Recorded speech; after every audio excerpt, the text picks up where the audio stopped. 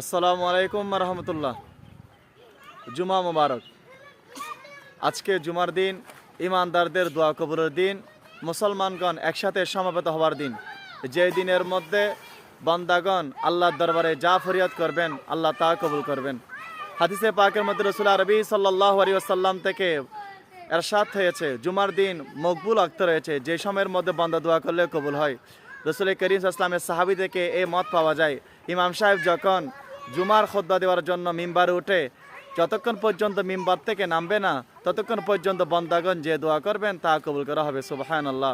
বিশেষ করে রাসূল আরবি সাল্লাল্লাহু আলাইহি ওয়াসাল্লাম থেকে আরও প্রমাণিত হয়েছেন, বান্দাগণ যখন বাদে আসর থেকে সূর্যাস্ত পর্যন্ত যে সময়টা থাকবে এই সময়ের মধ্যে নামাজের পর্বের দোয়ার মধ্যে মগ্ন থাকবে, তাদের দোয়াগুলো কবুল করা হবে। আলহামদুলিল্লাহ, আমরা রাসূল আরবির উম্মত হতে পেরেছি, সেই জন্য মালিকের দরবারে লক্ষ কোটি শুকরিয়া। আমরা দোয়ার মধ্য দিয়ে মালিকের মেহেরবানি তালাশ করব। আসসালামু আলাইকুম ওয়া রাহমাতুল্লাহি ওয়া বারাকাতুহু।